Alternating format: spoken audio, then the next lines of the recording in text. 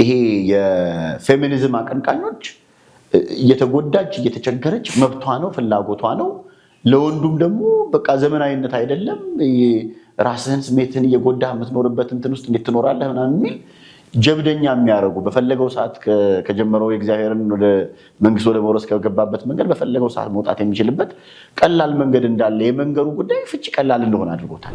ልጆች በትዳር ላይ ተጨማሪ ደግሞ በፍቺ ላይ ያላቸው ሚና ምንድን ነው?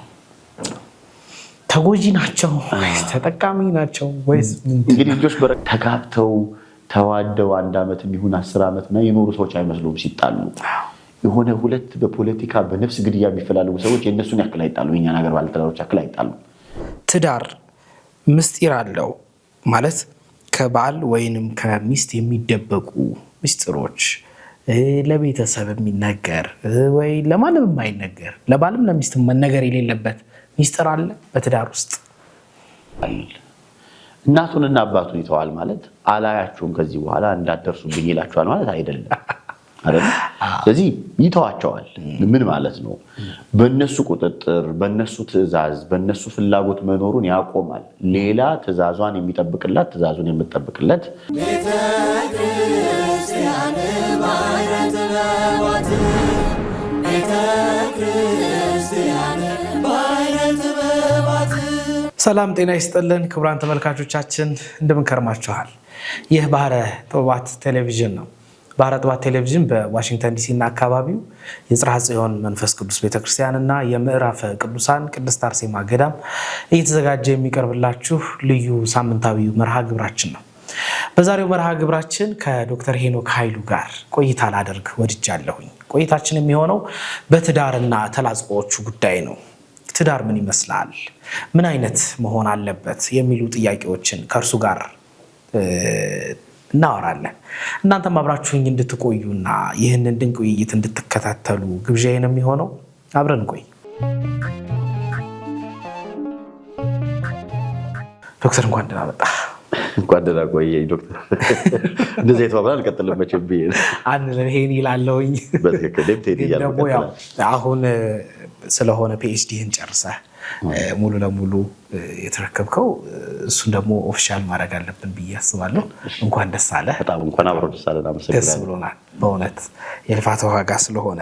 ዛሬ እንድንወያይ የፈለኩት ያው አንተም በዘውዲቱ ስፔሻላይዝድ ሆስፒታል በክሊኒካል ሳይኮሎጂ አገልግሎት ስለምትሰጥ ተጨማሪ ደግሞ ብዙ የትዳር ማማከር ጉዳዮችና ተያያዥ የሳይኮሎጂ አገልግሎቶችን ስለምትሰጥ በዚያም ጉዳይ ደግሞ የቤተክርስቲያናችንን ደግሞ ወቅታዊ ሁኔታም ሞር ሊንዳ አገልጋይም ስለምታውቀው ከዛ ጋር ተያይዞ አንዳንድ ጥያቄዎችን ለመጠየቅ ነው። ስለመጣ በጣም አመሰግናለሁ። በጣም አመሰግናለሁ ስለጋበዝክ። ስለ ትዳር እናውራ። ትዳር ምንድን ነው? ከዚህ ልጀምር። ይሄን በጣም ጥሩ ጥያቄ ነው። ምናልባትም ወደኋላ የምናነሳቸው ብዙዎቹን ጥያቄዎችና ችግሮች ይፈታል ብዬ የማስበው ኦርቶዶክሳዊት ቤተክርስቲያን ጋብቻንና ትዳርን በሚመለከት የምታስተምረው ምንድን ነው የሚለውን በደንብ ተገንዝቦና ተረድቶ መጀመር ለብዙዎቹ ጥያቄዎች ምላሽ ነው ብዬ አስባለሁ። ብዙ ሰዎችን ብጠይቃቸው ክርስቲያን የሆኑ ኦርቶዶክስ የሆኑ ቤተክርስቲያን ሰዎችን ብጠይቃቸው ጋብቻ ለምንድን ነው ብትላቸው የተለመደ አንድ አገላለጽ አለ። ጋብቻ ምክንያቱ 3 ነው። አንደኛው ከዝሙት ለመራቅ፣ ሁለተኛው ዘር ለመተካት፣ ሶስተኛው ለመረዳዳት ምናምን ተብሎ ይነገራል። እነዚህ በሙሉ የጋብቻ ዋና ዓላማዎች አይደሉም ብለን ያላስተማርናቸው በጣም ብዙ ሰዎች ስላሉ በዚህ የተነሳ ችግር ውስጥ እንገባለን። ኦርቶዶክሳዊት ቤተክርስቲያን እንደምታስተምረው የጋብቻ ዋና ዓላማ ሰዎች የእግዚአብሔርን መንግስት እንዲወርሱ ማስቻል ነው። ቅዱስ ዮሐንስ አፈወርቅ ይሄንን በጣም በግልጽ መንገድ ሲያስረዳ ክርስቶስ ያደረገውን ነገር ተመልከቱ ይላል። ክርስቶስ የመጀመሪያ የሰው ልጆች ለማዳን ወደዚህ ዓለም ከመጣ በኋላ በመዋዕለ ሥጋዌው ከተጠመቀ በኋላ በ30 ዘመን የመጀመሪያ ያደረገው ወደ ገዳመ ቆሮንቶስ መሄድ ነው።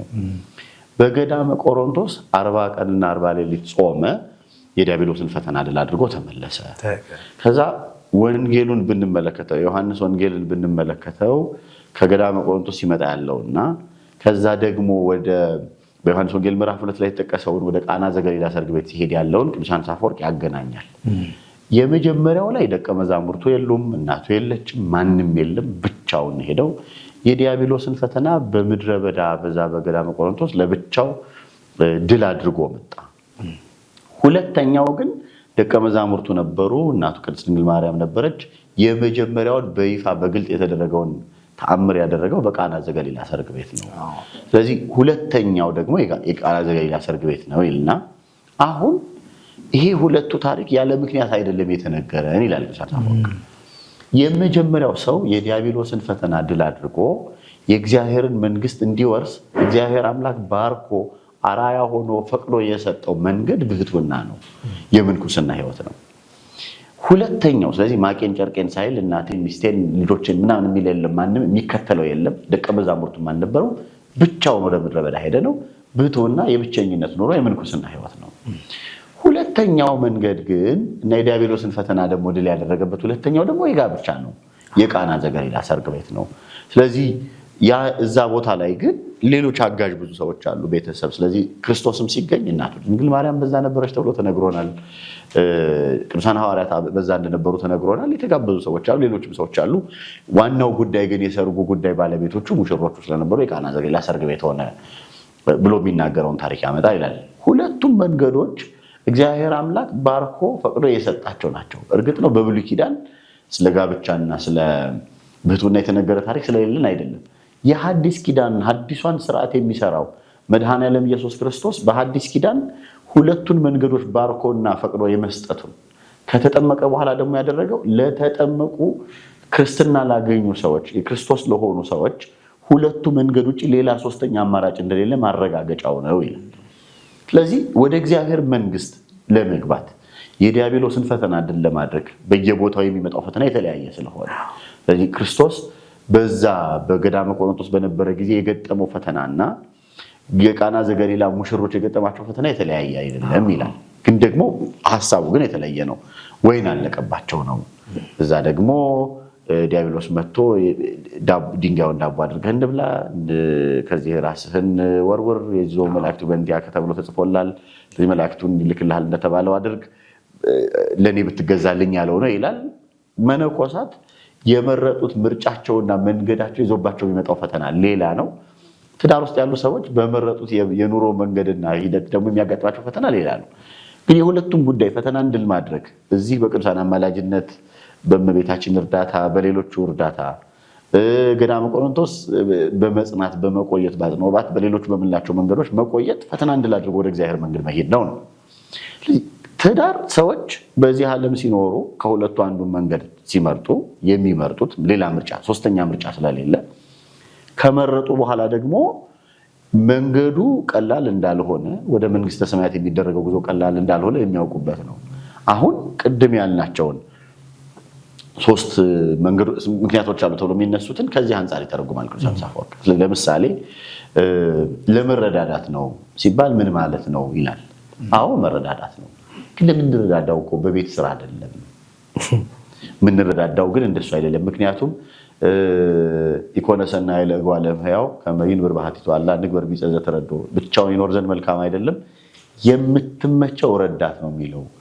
የምትመቸው ረዳት የሚመቸው ረዳት ምን ማለት ነው ሲል ወደ እግዚአብሔር መንግስት ለሚደረገው ጉዞ የምትመቸው የሚመቻት ረዳት፣ ወደ እግዚአብሔር መንግስት የሚደረገው ጉዞ ረጅም እንደሆነ መንገዱ ጠባብ እንደሆነ ፈተና የበዛበት እንደሆነ የገባው የሚመቸው ረዳት።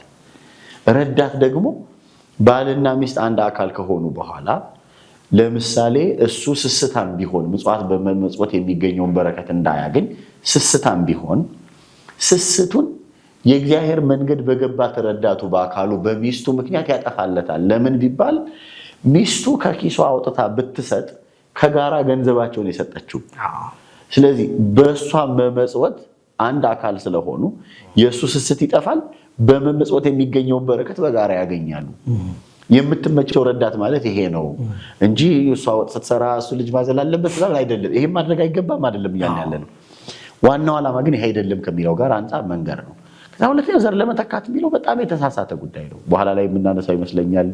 ልጅ ካለ ማግኘት ጋር ከዚህ ጋር ተያይዞ የሚነሱ ጥያቄዎች ብዙ ስላሉ ቅዱስ አፈወርቅ በግልጽ ይናገራል። አንተ ሞኝ ዘር መተካት የቤተክርስቲያን ዋና ዓላማዋ ከሆነ በመሐላ ወቅት መከነች፣ ሰነፈች፣ ይህንን በመሳሰለው ትእዛዝ በልዑል እግዚአብሔር ትእዛዝ ከእርሷ እስክለይ ድረስ አልተዋትም ብለህ እንዴት መሐላ ትሰጣለህ? ዘር መተካት ዋና ዓላማው ከሆነ ያንን ዋና ዓላማ ማታሳካን ሲት ተቀበላታለሁ ብለህ በእግዚአብሔር ፊት እንዴት መሐላ ትሰጣለህ ብሎ ይጠይቃል። ስለዚህ የጋብቻን ዓላማ የእግዚአብሔርን መንግስት መውረሻ መንገድ ነው የሚለውን ግልጽ ባለ ቋንቋ ለሰው ልጆች ስላልነገርን ወደ እግዚአብሔር መንግስት የማደርገው ጉዞ ሆኖ ብሎ እንዲቀበለው ስላላደረግን ጥቂቷም ትንሿም ወጀብ ከዛ መንገድ እንዲወጣ እያደረገው ከእግዚአብሔር መንግስት ሊያስቀረው እንደሚችል አርጎ ማሰብ እንዳይችል ስላደረግነው አሁን የምናያቸው ችግሮች ጥንቅጦች እንዲፈጠሩ አድርጓል ብዬ አስባለሁ። ስለዚህ የመጀመሪያው በግልጽ ቤተክርስቲያን የምታስተምረው ጋብቻ የእግዚአብሔርን መንገድ ለመውረስ ከምንጓዝባቸው መንገዶች መካከል አንዱ ነው የሚለው በደንብ አድርገን በግልጽ መንገር አለብን። እና ይሄን አላስተማርነውም ብዙ ሰው፣ ይሄንን ብዙ ሰው አልተቀበለም። ይሄንን ስል እርግጠኛ ሆኜ መናገር የምችለው በነበሩኝ አጋጣሚዎች በካህናትም በሌሎቹም ዘንድ ይሄንን ጉዳይ በጣም ግልጽ አድርጎ የመረዳትን ጉዳይ በጣም ይጎለናል። ስለዚህ ጋብቻ ዓላማ የእግዚአብሔር መንግስት መውረስ ነው የሚለው ነገር በደንብ አድርገን ለምዕመናን ለሚያገቡ ሰዎች በትክክል ስላልተነገራቸው ምንላቸው ችግሮች በሙሉ እንዲፈጠር ያደረገ ምክንያት ነው እያስባለሁ። እና ጥሩ ጥያቄ ነው መነሻችን። የጋብቻ ዓላማ ኦርቶዶክስ በሆነች ቤተክርስቲያን ይሄ ነው የሚለው መንገድ በጣም ጥሩ። በዚህ ውስጥ ከጋብቻው ላይ የሚነሱ ደግሞ የሩካቤ ሁኔታ ያለ ይመስለኛል እና ይሄ የሩካቤ አንደኛው በተለይ ደግሞ መንፈሳውያን ባለትዳሮችን እየፈተነ ካለው ነገር ውስጥ ይሄ ነው ብዬ አስባለሁ። እና በዋናነት ስለሱ ስናስብ ምንድን ነው ማድረግ ያለብን? ምንድን ነውስ ነገሩ?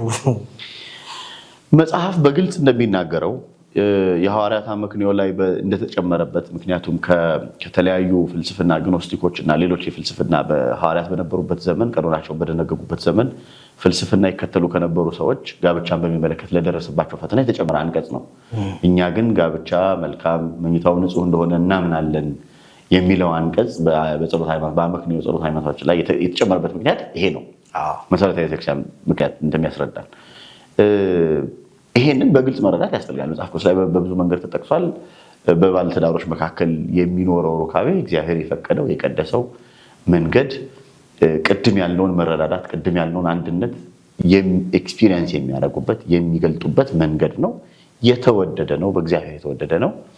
ከዛ ውጪ እግዚአብሔር ከፈቀደው ውጪ የሆነው በሙሉ ደግሞ የተረገመና የዝሙት መንገድ እንደሆነ እናውቃለን።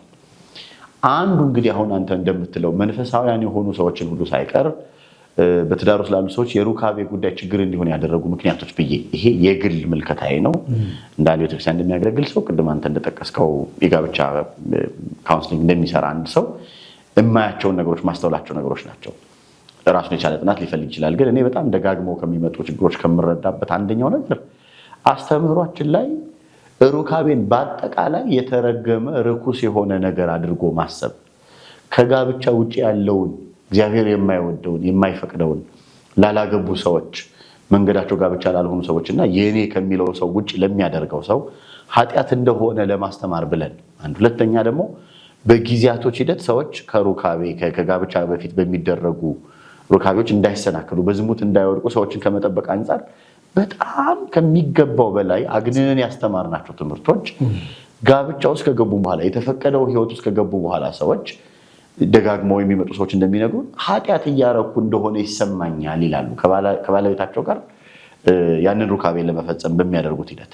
ስለዚህ በተወሰነ መልኩ በአጠቃላይ ሩካቤ የተረገመ የተጠላ አድርጎ የመሳል አይነት ነገር አልፎ አልፎ ደግሞ የምናያቸው ትርጓሜም ላይ ሁሉ ችግር የሚፈጥሩ ለምሳሌ በጾም ወቅት ይፈቀዳል አይፈቀድም የሚሉ ክርክሮች አሁን ልክ ነው አይደለም ጥያቄያችን። ግን ይህንን እንኳን እንዲህ ለማድረግ የምንሄድበት ርቀት ባለትዳሮችን ከግምት ውስጥ ያስገባ አይደለም።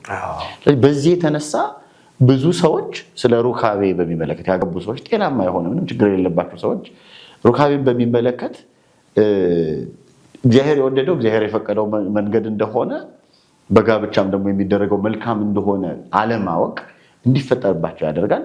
በጣም ቱ ዘ ኤክስቴንት ሰዎች ወደ አንድ ጽንፍ ይለጥፉታል። ወደ አንድ ጽንፍ መለጠጥ ማለት ልክ ሩካቤውን ዘርን መተካት ጋር ብቻ የሚገናኝ እንደሆነ አድርገው ሁሉ አንድ ሰው አድርገው ያያይዙታል። መጽሐፍ እንደዛ አይልም።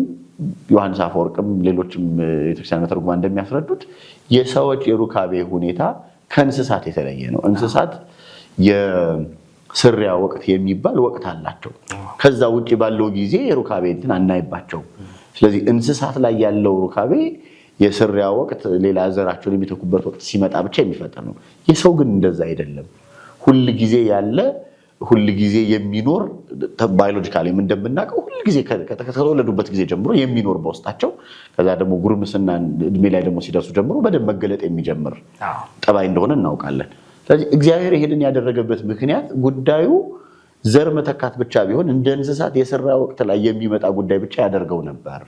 እንደዛ አይደለም የሚሆነው፣ ሁል ጊዜ ያለ ነው እና ደግሞ ለባለ ትዳሮች ደግሞ የተፈቀደ ነው መኝታው ንጹህ ነው የተባለበት ምክንያት በሁለቱ ሰዎች መካከል እግዚአብሔር በፈቀደላቸው ባርኮ መንገዳቸውን በሰጣቸው ሰዎች መካከል የሚደረገው ሩካቤ መልካም ነው የሚለው ነገር ነው። ይሄንን ግን ስላልነገርን ጽንፍ የሚወስዱትም ሰዎች ስላሉ ችግሮች እንዲፈጠሩባቸው ያደርጋሉ ያስባሉ። ይሄ ግን በእኔ እይታ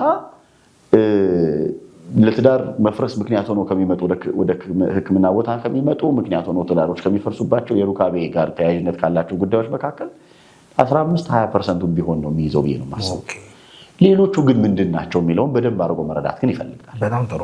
አንደኛው ሩካቤን በሚመለከት አሁን ያሉ ችግሮችን ብንመለከታቸው ብዙዎቹ አርቲፊሻል ወይም ደግሞ ለርንድ የምንላቸው ይሄ ብንመረምራቸው መጀመሪያ ችግር ይሄ ነው የሚባል ስር የያዘ ሳይኮሎጂ ስነልቦናዊም አካላዊም ምክንያት የሌላቸው ችግሮች ሆነው እናገኛቸዋለን።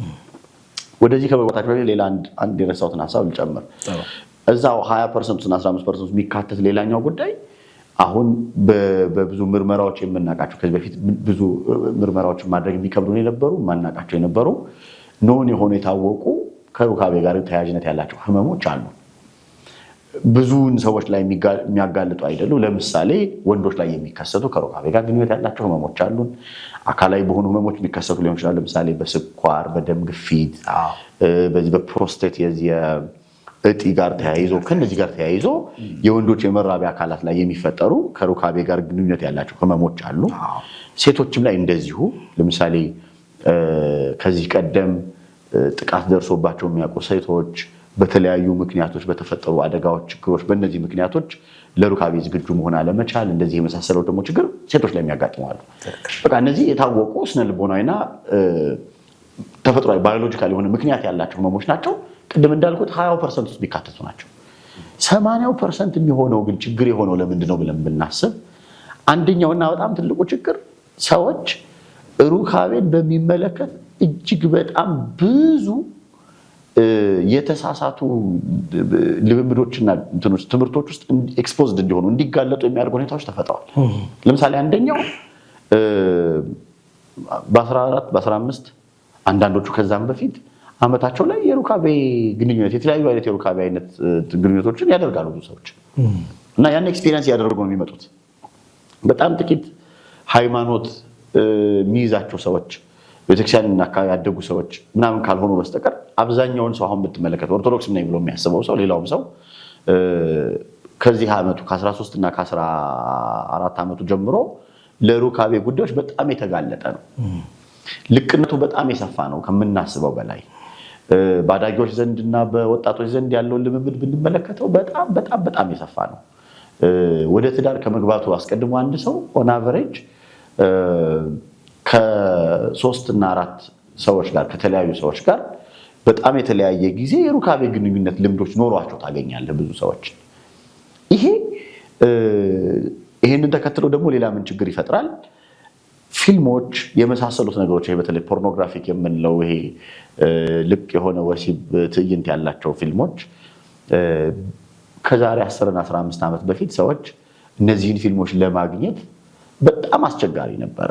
እንግዲህ ፊልም ተከራይቶ ለሚያይ ማህበረሰብ ከፊልም ቤት ሄዶ ከሆነ ቦታ ሄዶ ተከራይቶ እንደዚህ ብሎ ቤተሰብ ያያል ምናምን ይላል። እንደዚህ ነገሮች በጣም ቀላል አልነበሩም። አሁን ግን ሰዎች የእጆቻቸው ስልክ ላይ በጣም ብዙ ድሎችን ተጠቅመው የፖርኖግራፊክ ኮንተንት ያላቸውን ፊልሞች የማየት እድል አላቸው።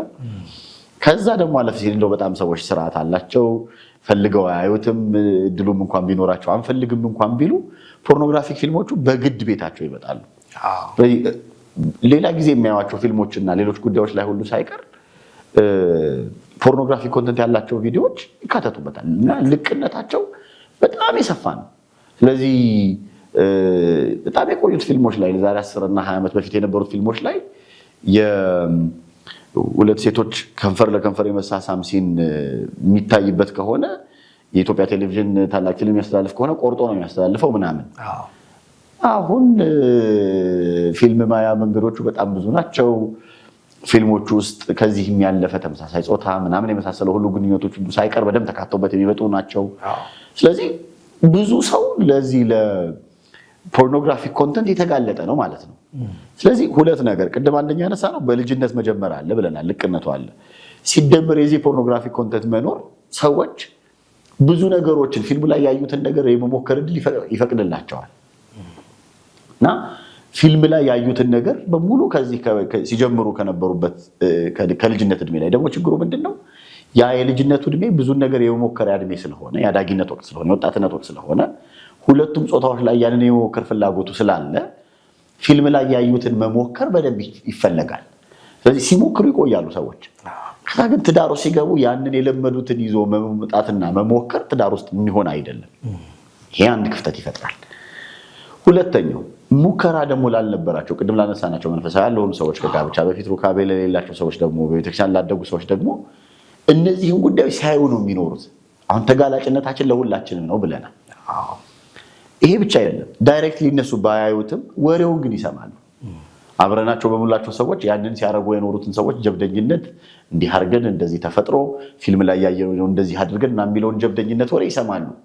ስለዚህ ስለ ሩካቤ በሚመለከት ሰዎች የሚኖራቸው አረዳድ በጣም የተሳሳተ ይሆናል፣ ኢንፍሌትድ የሆነ ነው ከእውነታውና ሩካቤ ትዳር ውስጥ ሲገቡ ሰዎች ከሚኖራቸው ከእውነታው። ይህንን እንደው ዘርዘር አድርገን እናውራው ይባል ሰዎች ሩካቤ በሚያደርጉበት ሰዓት ስለሚኖራቸው ቆይታ ወንድ እንደዚህ ማድረግ አለበት፣ ሴት እንደዚህ መሆን አለባት የመሳሰሉ የሚባሉት ጉዳዮች ሁሉ ሳይቀር እየተረዱ ያሉት የተሳሳተ ትምህርት የተጋነነ ትምህርት ከሚያስተምሩ ፖርኖግራፊክ ኮንተንት ካላቸውና ሰዎች ዝም ብለው በራሳቸው ሲሞክሩ ከኖሩ ጀብደኛ ሰዎች የሰሙትን መረጃ ይዘው ትዳር ውስጥ ይገባሉ። ያንን ባለትዳር ሆኖ ሲመጡ ካላቸው ከባለቤታቸው ጋር ለመሞከር ከባድ ይሆናል። ያንን መሞከር ባለመቻላቸው እንደ ውድቀትና እንደ ስህተት አይተው ስለሚያዩት ነው ችግር አለብን ብሎ እንዲያስቡ የሚያደርጋቸው የተሳሳተን ያለው ከዚህ አንጻር ነው። ሌላ ሁለተኛው አሁን የማህበራዊ ሚዲያዎችን ብትመለከት አሁን ደግሞ በተለይ ሜንስትሪም ሚዲያው ላይ እየመጡ ነው። የት እንደተማሩ መቼ እንደተማሩ ያንን ትምህርት ከየት እንዳገኙት የማይታወቁ ሰዎች ስለ ሩካቤ ጉዳይ ኤክስፐርት ሆነው የሚተነትኑ ማብራሪያ የሚሰጡ መድኃኒት የሚያቀርቡ በጣም ብዙ ተቋማት ታያለ። ጽሁፍ የሚጽፉ ሰዎች በጣም በሚገርም ሁኔታ እኔ ይሄንን ሚዲያ ሌሎች ሚዲያዎች ተጠቅሜ ተናግሬ አውቃለሁ። እስከማውቀው ድረስ እኔ የምሰራበት የአዲስ አበባ ዩኒቨርሲቲ የጥቁር አንበሳ ሆስፒታል፣ ቅዱስ ጳውሎስ ሆስፒታል አንድኛውም ትምህርት ቤት እስከምናውቀው ድረስ ኢትዮጵያ ውስጥ ሴክሶሎጂን በሚመለከት ወይም ደግሞ ሩካቤን በሚመለከት የሚያስተምር ዲፓርትመንት የለም። እርግጠኛ ሆኜ ነው የምናገረው። ስልጠናም የሚሰጥ ተቋም ላይሰንስም የሚሰጥ ተቋም የለም። ሕክምና የተማሩ ሰዎች ግን ይህን ይተነትናሉ። የተማሩት ሕክምና አሁን ስለሚያወሩት ስለ ሩካቤ ሳይንስ እንዲያወሩ የሚያስችል የትምህርት ካሪክለም ውስጥ የሚያስችል የትምህርት ዝግጅት የለም። ካሪክለሙ በግልጽ ይታወቃል። ከዚህ ጋር ግንኙነት ያለው ትምህርት ለምሳሌ ጋይናኮሎጂ፣ ኦብስቴትሪክስ ምናምን ትምህርት የሚማሩ ሰዎች እንኳን ሳይቀር ባለሙያዎች ሳይቀር ሩካቤን በሚመለከት የዚህን ያክል ጥልቀት ያለው ሰዎች ወጥተው ሚዲያ ላይ የሚያወሩትን አይነት ትምህርት የሚያስተምር ካሪክለምም ትምህርት ዘርፍም ኢትዮጵያ ውስጥ የለም። ታዲያ ሰዎች ከየት አመጣው ነው የሚያወሩት? እኔም አንተም ጉግል ብናደርግ የምናገኘውን መረጃ ልክ እንዳወቁት ጥናት ተጠንቶ ስልጠና ወስደውበት ምርመራ ተደርጎበት ምናምን ተደርጎበት እንደተገኘ እውቀት አድርገው ግን ሰዎች ያወራሉ። ከዛ ከሆነ ኢትዮጵያ ውስጥ ደግሞ ታይትል ላላቸው ሰዎች ዶክተር እንደዚህ ምናምን ለሚባሉ ሰዎች የምንሰጠው አክብሮትና ቦታ ለተማሩ ሰዎች የምንሰጠው ቦታ ትልቅ ስለሆነ ከነዚህ ሰዎች የሚመጣው መረጃ እንደ እውቀት ተደርጎ ይወሰዳል። በዚህ የተነሳ ሰዎች ምንም ችግር ትዳራቸው እኮ ሰላም የነበሩ ሰዎች ሳይቀር ለካ እንደዚህ ስላልሆነ ችግር አለብን ማለት ነው ይላል። ምክንያቱም ደህና ሆኖ ይኖሩ የነበሩት ሰዎች አቨሬጅ የሚባለው የአንድ ሰዎች የሩካቤ ቆይታ እንደዚህ መሆን አለበት ብለው የሆነ ሰው ሲያብራራ ሲሰማ ጥያቄ ይሆንበታል። የነበረ ኢንቴግሪቲ ሼክ ማድረግ ይጀምራል። ስለዚህ የነዚህ ጉዳዮች ድምር ውጤት ከዛ ቅድም እንዳልኩት ለዝሙት በጣም ልቅ የሆነ ፍላጎት ከመፈጠሩ የተነሳ ሶስተኛ ደግሞ ምክንያት አድርገን ብናነሳው ሩካቤ ችግር ሆኖ እንዲመጣ እናደርገዋለን። ቅድም ያልኳቸው 20%ዎቹ በባህል ሩካቤን በሚመለከት በግልጽ ማውራት ካለመቻል፣ መታከምና መዳን የሚቻል ጉዳይ መሆኑን ካለማወቅ የተነሳ በደንብ የታወቀ አካላዊ ህመም፣ ሌሎች ምክንያቶች የሚያጋጥማቸው ሰዎች ወደ ሕክምና እንዳይመጡ የሚያደርጉ ባሪያዎች ይፈጠራሉ። አሁን ንስሐ አባቶችም ካህናትም በዚህ ጉዳይ ላይ የበለጠ መረዳት እየኖራቸው ስለሆነ እስቲ ባለሙያ እዩ ምናምን ማለት ጀምረዋል። የተሻለ ነገር ነው ብዬ አስባለሁ። ከዛ ውጭ ያለው ግን እንዳልኩህ 80% እንደው ቢበዛ ካልሆነ በስተቀር በእኔ ግምት ያንሳል ብዬ አላስብም። ግን የተደረገ ጥናት ስለሌለ ነው ዝም ብዬ ራሴ ግምት ነው የምናገረው። አብዛኛው ችግር ለርንድ ነው። በቃ ዝም ብለን በገዛ እጃችን ራሳችን ላይ የጫናቸው ከነዚህ ቅድም ከጠቀስኳቸው ምክንያቶች የሰበሰብናቸው ምክንያቶች ናቸው። በጣም ጥሩ። በዚሁ ላይ አሁን ላይም ደግሞ እኔ ፍቺ ትንሽ እየበዛ ይመጣ ይመስለኛል። እንዳልኩት ነው በቅድስት ቤተክርስቲያናችንም ተጋብተው በስርዓተ ተክሊል በስርዓተ ቁርባን ተጋብተው ተጨማሪ ደግሞ በዓለማዊ ሰርግም ደግሞ ተጋብተው ሁለቱም የፍቺ መጠኑ ከፍ እያለ የመጣ ይመስለኛልና ምንድነው ምክንያቱም አሁን ላይ ያለው ሪል ምክንያት ምንድነው? ከዛ ጋር ተያይዞ ደግሞ ልጆች በፍቺ ውስጥ ያላቸው ሚና ምን አይነት ነገር ነው የሚለውን ብታያይዝልኝ። ፍቺ እንደበዛ ጥናቶች እያሳዩን ነው። አንዱ ምናልባት መጠናቱ ሊሆን ይችላል፣ መብዛቱን እየነገረን ያለው መቆጠሩ መያዙ ሊሆን ይችላል። ምክንያቱም ሪከርዲንግ ሲስተማችን እየጠነከረ መጥቷል። የሚጋቡ ሰዎች ጋብቻዎቻቸው በተለያዩ መንገድ ሪከርድ ይደረጋሉ፣ ይያዛሉ፣ ይመዘገባሉ። ከዛ የተመዘገበው ምን ያህል እንደሆነ ካወቅ ለመፋታትም ሲመጣ የግድ ወረቀት ፍለጋ ስለሚመጣ አንዱ ምክንያት እሱ ሊሆን ይችላል። ግን ደግሞ በግልጽ ደግሞ መናገር በምንችለው መልኩ ፍቺዎች በዝተዋል። እንደ ቤተክርስቲያን ልጅ ከዛ ደግሞ እዚህ ስራ ላይ እንደሚሰራ ሰው ፍቺዎችን በሚመለከት ምድሮ ብለን ብናስብ አንደኛው ምክንያት የሚመስለኝ እኔ በአደባባይ እንትን በግልጽ አይባል እንጂ ላይሰንስ እንዳለ ተሰጥቷል። ለሰዎች መፋታት ይቻላል የሚባል ላይሰንስ መብት ሆኗል፣ ተሰጥቷል። ላይሰንስ ናቸው ሰዎች መፋታት። ስለዚህ ለምሳሌ ልክ ሲጋቡ ሰዎች ጭንቅላታቸው ውስጥ በየትኛውም መንገድ ቤተክርስቲያንም በየትኛውም መንገድ ሲጋቡ ሰዎች ካልሆነ በቃ እኮ ምን ሞክረ ነው እንፋታለን የሚለውን ሀሳብ ይዘው ነው የሚገቡት። እንዴት ነው ግን ይሄንን የምንረዳው የሚለው ግን በጣም አስፈላጊ ይመስለኛል። በተለይ ኦርቶዶክስ ቤተክርስቲያን የምታስተምረው አስተምሮ ፍቺን በሚመለከት ምንድን ነው የሚለው ቅድም ጋብቻ ምንድን ነው ቤተክርስቲያን እንዴት ነው የምትረዳው ከሚለው ጋር መገናኘት ነበረበት። በጣም ጥሩ። የጋብቻን ዓላማ የእግዚአብሔርን መንግስት መውረስ ነው የሚለውን በደንብ አድርገን ስላላሰረግን ሰው ውስጥ ሰውም ያንን ስላልተቀበለው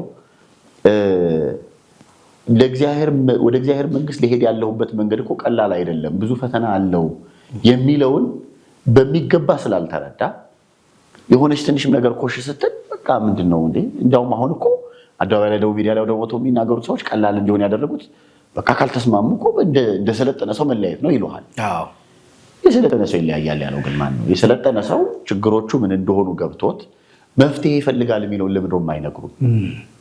የሰለጠነ ሰው መፍትሄ ለችግሮቹ መፍትሄ ማምጣት ነው የሚለውን ለምንድን ነው የማይነግሩን ብለን ግን አንጠይቅም። ካውንስሊንግ የሚሰሩ ሰዎች፣ ቴራፒ የሚሰሩ ሰዎች መኖር ምናምን እኮ ዓላማው ሰዎቹ ለሁለት ለጋራ ሆነው መፍታት ያልቻሏቸውን ችግሮች ክርስቲያን አባቶች ጋር ከሚመለከታቸው ሰዎች ጋር በጋራ ሆኖ ችግሮቻቸውን ስለመፍታት እናስብ ነው። መፍታት እንዳይቻል የሚያደርገው ነገር በሞከር ባልቻልንበት ሁኔታ ልክ የሚቻል አንድ አማራጭ አድርጎ በቃ በሰለጠነ መንገድ የሚለው ሐሳብ ሰዎች በቃ የሆነ ነገር ሲፈጠር መለያየት እንደሚቻል እንዲያውቁት አድርገናል። ይሄ አንደኛው ችግር ነው። ስለዚህ ፍቺን በሚመለከት ቤተክርስቲያን ቅድም እንዳልኩት የጋብቻ ዓላማው ይሄ ነው ብለን ስላልነገርናቸው ሰዎች መጽናት፣ መታገል፣ መስዋዕትነት መክፈል፣ ዋጋ መክፈል እንደሚገባቸው አያውቁም ሰዎች። ስለዚህ በቃ እኔ ከእሷ ጋር የተጨቃጨኩ እንዴት እኖራለሁ ይሉሃል። እያልኩ ያለሁት ጉዳዩ ቀላል ነው አይደለም። ተመልካቾች እንዲረዱ ፈልገው መጨቃጨቅ፣ ደስታ ማጣት፣ ሰላም ማጣት ቀላል ነው እያልን አይደለም። እንደ አንድ ኦርቶዶክስ አንድ ክርስቲያናዊ ሰው እኛ እያጋጠመን ያለው ይሄ እኮ መንገድ የእግዚአብሔርን መንግስት እንወርስበታለን ብለን የያዝነው መንገድ ነው። ስለዚህ እንዴት ቀላል ሊሆን ይችላል? የዲያብሎስን ፈተና ሊኖርበት እኮ ይችላል ብሎ ሰው እንዳይረዳ ግን የሚያደርገው ምንድን ነው? እንዳልኩ ወይ ወደ እግዚአብሔር መንግስት የምንሄድበት ነው የሚለውን ስላልተረዳ ነው። ሁለተኛው እንኳን ቢገባው ፈተናም ቢኖር እኮ የምታገሰው ነው። መስቀሉን ተሸክሜ የምከተለው ይሄ ሊሆን ይችላል የምሸከመው ጾር እንትን መስቀል የሚሸከመው ይሄ ሊሆን ይችላል ብሎ እንዲረዳ አላረግ ነውና የምናይባቸው መንፈሳዊ መነጽሮች በሙሉ የሉን። በዚህ የተነሳ ሰዎች ቀላል አማራጭ እንዳለ ደግሞ እንዲሰማቸው ስላደረግናቸው መውጫ መንገድ አለው ማለት ነው። ቤተክርስቲያን ፍቺን በሚመለከት ምንድነው የምታስተምረው? ቤተክርስቲያን ሰዎች እንዲፋቱ የምትፈቅድበት ሁለት ምክንያቶች ናቸው ያሏት። መሰረታዊ ምክንያቶቹ ሁለት ናቸው። እንግዲህ ማብራሪያ ላይ የሚገቡ ጉዳዮች ይመስሉኛል ሌሎቹ ተጨማሪዎች ጉዳዮች። መሰረታዊ ጉዳይ አንደኛው ሞት ነው። ስለዚህ ሞት ነው ማለት ሁለት የተጋቡ ሰዎች ከሁለት አንዳቸው ቢሞቱ ተፋተዋል የሚለው ነገር ይፈቀዳል። ይሄ ግን ማለት ይላል ቅዱስ ጳውሎስ እንደሚናገረው ቤተክርስቲያን ያንን መሰረት አድርጋ በፍትሐ ነገሥቷ እንደምታስረዳው ስለሞተ ቤተክርስቲያን በምታውቀው መንገድ ሁለተኛ ለአግባቢ ሊፈቀድለታል ይላል። ሞቷል፣ ያ ሰው ተፋቷል። ይሄ አንደኛው ምክንያት። ሁለተኛው ምክንያት በሃይማኖት መለያየት ነው። በቤተክርስቲያናችን አስተምሮ ከኦርቶዶክሳዊት መንገድ የወጣ ሰው እንደሞተ ስለሚቆጠር ስለሞተም ከመዳን ከሚገኝበት ህይወት ከሚገኝበት መንገድ ስለወጣ ስለሞተ በሃይማኖት ስለሌለ ይሄም ግን ሲሉ ሲያስረዱ ለምሳሌ ሃይማኖቱን ከተጋቡ በኋላ ሃይማኖቱን ቢቀየር በቃ ብለው ተነስተው ይፋታሉ ማለት አይደለም። እግዚአብሔር መለመን፣ ጸንቶ መገኘት፣ ያ ሰው ከመጣበት ፈተና እንዲሄድ ማድረግ፣ በምክረ ካህን ማገዝ፣ እነዚህ ነገሮች ሁሉ ያስፈልጋሉ። ይሄ ሁሉ ተሞክሮ ነው። ግን ሐሳቡ ፍቺ በጣም እንደዚህ እንደምናስበው በሰለጠነ መንገድ ብለን እንደምናስቀምጠው በቀላሉ ብድግ ብለን ተነስተን የምንበትነው ጉዳይ እንዳልሆነ ከዛስ ግን ዮሐንስ አፈወርቅ ሐዋርያው ጳውሎስ ወደ ኤፌሶን ሰዎች የላከውን መልእክት በተረጎመበት ድርሳን ስለዚህ ጉዳይ ሲያስረዳ ሰዎች አንዱ ለአንደኛው አደጋ የሚያደርሱበትን አይነት መከራ የሚያመጡበትን አይነት ችግር የሚፈጥሩበት አይነት ግን ሊኖር ይችላል። ለምሳሌ አካላዊ መጎዳዳቶች፣ መደባደብ፣ ሌላው አካል ማጉደል፣ እንደዚህ ሁሉ የሚያደርስ አይነት ችግር ሊፈጠር ይችላል። ይሄ ሲሆን ጥቃት እየደረሰበትና መከራ እየደረሰባት ትቀመጥ ማለት አይደለም፣ ይለያዩዋቸው ይላል። መለያየትና ፍቺ የተለያየ እንደሆነ ግን ሰዎች አይረዱ። ይለያዩዋቸው ማለት ፊዚካሊ አንድ ቤት ውስጥ መኖራቸው ይቅር ማለት ነው እንጂ ይፋቱ ማለት አይደለም። ይለያዩና ይቀመጡ። ምን ለማድረግ? አንደኛ የጽሞና ጊዜ እንዲያገኙ። በእኛ ሀገር አባባል እስቲ ሰይጣኑ ይልቀቀው አለፍ በለለት እንደዚህ ይባላል። ከፊቱ ዞር ሲል 2 ወር 3 ወር ከዛ ሰው ጋር ተለያይቶ ሲኖር ያጣ የነበረው ነገር በእጅ ያዙት ወርቅ ደብዳቤ ይቆጠራል አይደል? ያገኘ የነበረውን ነገር ሲያጣ የነበረውን ክፍተት ሲረዳ እንደዚህ ሲል ለካ ይሄ ነገር አጥቼዋለሁ፣ ከሚስት ይሄን እያገኘው ነበር፣ ከባለ ይሄን እያገኘው ነበር፣ እሱ ያለው ነገር ለካ አይገባኝም የሚለው። ከዛ አሁን ደግሞ ዘመናዊውን ነገር እንጨምርበት ብንል ባለሙያ ጋር እንዲሄዱ የማያግባባቸው ጉዳዮች ምን እንደሆኑ እርዳታ እንዲያገኙ ብናደርግ፣ መምህራን ንስሐዎች የተሻለ የመረዳት አቅም ስላላቸው ሰዎችን የማገዝ ስራ ቢሰሩ፣ እንደዚህ ነገሮች ሲደመሩ ድጋሚ ሰዎቹ የመመለስ እድል ይኖራቸዋል፣ ደህና የመሆን እድል ይኖራቸዋል። አንዳንዶቹ እንዳልኩት ህመሞችም ጭምር ናቸው፣ መታከም ይኖርባቸዋል። አንዳንዶቹ ችግሮች ምክንያቱም ሰው ከመሬት ተነስቶ አውሬ ሊሆን አይችልም፣ ለመታከም ይኖርበታል። ይሄ ሲደረግ ግን ዋጋ ይከፈላል ያለው በዚህ ምክንያት ነው። ወደ እግዚአብሔር መንግስት የሚደረግ ጉዞ ስለሆነ ያ ሰው ስለታመመ ብዬ አሁን መለያየትን እንደ መፋታት አድርጌ መቁጠር የማልችለው የምጠብቀው የምታገሰው ያ ሰው እስኪድን ደህና እስኪሆን እስኪታከም እስክንመለስ መቻል የምንችለውን ያክል ደግሞ እስክንችል የምንጠብቅበት ሪዝን ወደ እግዚአብሔር መንግስት የማደርገው ጉዞ ነው የሚለው ገብቶን ነው ማለት ነው። እንደምናወራው ቀላል እንዳልሆነ በደንብ እረዳለሁ። ግን ደግሞ በቃ ይሄ ነው ዋጋ የሚከፈልለት፣ ይሄ ነው መስዋዕትነት የሚፈልገው በዚህ ምክንያት ነው። ይሄንን ግን እናደርጋለን ወይ ነው? አይደለም። በጣም በሚገርም ሁኔታ ካህናት ሁሉ ሳይቀር የተሳተፉባቸው በቃ እንግዲህ መቼም ካልተስማሙ ምን እናድርግ በቃ እንግዲህ ይፋቱ ብለው አለያይተው ሰዎች እንዲጋቡ የሚያደርጉበት ጊዜ ላይ ነው ያለው። ስለዚህ ፍቺ የሚባለውን ነገር የተረዳንበት መንገድ ከዛ ደግሞ በሌላኛው ጽንፍ ይሄ የፌሚኒዝም አቀንቃኞች እየተጎዳች እየተቸገረች መብቷ ነው ፍላጎቷ ነው፣ ለወንዱም ደግሞ በቃ ዘመናዊነት አይደለም ራስህን ስሜትን እየጎዳ የምትኖርበት እንትን ውስጥ እንዴት ትኖራለህ ምናምን የሚል ጀብደኛ የሚያደርጉ በፈለገው ሰዓት ከጀመረው የእግዚአብሔርን ወደ መንግስት ወደ መውረስ ከገባበት መንገድ በፈለገው ሰዓት መውጣት የሚችልበት ቀላል መንገድ እንዳለ የመንገሩ ጉዳይ ፍቺ ቀላል እንደሆነ አድርጎታል። ከዛ ተጨማሪ ምን ተፈጠረ? ይፋታሉ ሰዎች፣ ይለያያሉ ሰዎች። ሲለያዩ ግን ያ ሰው እስካልሞተ ድረስ ሃይማኖት ውስጥ እስካለ ድረስ መለያየት ተፈጥሯል ማለት ሌላ ሰው ማግባት ይችላሉ ማለት እንዳይደለ ግን አልተነገረም። በቃ ልጆቼን ላሳድግ ተለያይቼ እኮ ነው አይደል ሐሳቡ? አይደለም። ምንድነው የሚሆኑት ሰዎች? ላይሰንስ ያገኛሉ። ቅድም ያልኩት ምን የማድረግ ልጆቻቸውን ለብቻቸው እያሳደጉ ሲንግል ማም ሲንግል ፋዘር ሆነው ልጅ ለብቻ እያሳደጉ ፋይናንሻሊ አንደኛውን እየረዳ እያሳደጉ እሱም በፊናው ከፈለጋት ሴት ጋር የፈለገውን ለማድረግ ከፈለጋቸው ሴቶች ጋር አንድም ብቻ ላይሆን ይችላሉ። ሴቷም እንደዚሁ በቃ አግብታ ተፋታለች፣ ባል የላትም ማለት ካገኘችው ሰው ጋር የፈለገችው ነገር ማድረግ ትችላለች የሚል ላይሰንስ እንደተሰጣቸው ሰዎች ግን ይረዳሉ። እና ይሄ ትዳር ውስጥ ያሉትን ሰዎች ሁሉ ሳይቀር ያስቀናል። ከአንዲት ሴት ጋር አንድ ላይ ሆኖ ለምን እንዲህ የሚቻል ከሆነ እዚህ ባለው በትንሿም ችግር ቢሆን እንለያየና እንደፈለኩ እየሆንኩ መኖር እችላለሁ የሚል ጉጉት ይፈጥራል ሰዎች ላይ። እነዛም ሰዎች እንደልባቸው እንደሆኑ እየፈለጉ ልክ ደግሞ እንደሆነ ከዛ ማህበረሰብ ችግር እንኳን ተፈጥሮ መፋታት የመጨረሻ መንገድ እንደሆነና አማራጭ እንደሆነ እንኳን ሲያስብ በአደባባይ የሚወራ ጉዳይ አልነበረም። በጣም ሰዎች በጥንቃቄ የሚያዩት የነበረ ጉዳይ ነው። እንደ መብትና እንደ እንትን የሚታይ ጉዳይ አልነበረም። እንደው አልተስማማም እኔና ባለቤት ያልሆነልንም ተለያይተን እየኖርን እንደዚህ ነበር የሚባለው። አሁን ሰዎች ምንም ችግር የለባቸውም። ወጥተው አልተስማማንም፣ በሰለጠነ መንገድ ተለያይተናል፣ ልጆቹን ይጠይቃል፣ እንደዚህ አደርጋለሁ እና ይባባላል። ወንድምና በጣም በቃ ጥሩ ነገር እያስተላለፍን ይመስላል። አይደለም ማለት ሰዎች የነገርን ያለ ነው ሌላ መንገድ እንዳለ ነው። እና ይሄ በአደባባይ የሚወራ ጉዳይ ስለሆነው ነውርነቱም ኃጢአትነቱም ልክ አለመሆኑም እየቀረ እንዲመጣ ስላደረግነው ሰዎች በነፃነት እንደ አንድ አማራጭ የሚወስዱት እድል ሆኗል እና ይፋታሉ። ይህንን ስል ከአቅም በላይ በችግር ምክንያት መለያየት የሚያጋጥማቸው ሰዎች የሉ ማለት ግን አይደለም። መለያየትና መፋታትን ግን መለየት ያስፈልጋል። እንዳልኩት በኢኮኖሚ መበደል፣ አካላዊ በሆነ ጉዳት ማድረስ፣ ኢሞሽናል በሆኑ ችግሮች፣ የሰዎች ጣልቃ ገብነት በቃ መቋረጥ የማይችል በመሆን ለመሸከምም ካላቸው ቁርጠኝነትና ጽናት በጣም ብዙ ተሸክመው ከአቅማቸው በላይ ሆና ሰዎች ይለያያሉ። ተለያይተዋል ማለት ተፋተዋል ማለት አይደለም። ተለያይተዋል ማለት ሁለቱ ሰዎች ላይ ይደርስ የነበረውን ጉዳት የመቀነስ፣ ልጆች በዚህ መካከል ይጎዱት የነበረውን ጉዳት የማስቀረት፣ ሁለቱ ሰዎች አንድ ቤት ውስጥ በመኖራቸው ነው እንጂ በቃ ተፋታችኋል እንደፈለጋችሁት የሚል ላይሰንስ መስጠት አይደለም። ቤተክርስቲያን እንደዛ ብላ አታስተምርም።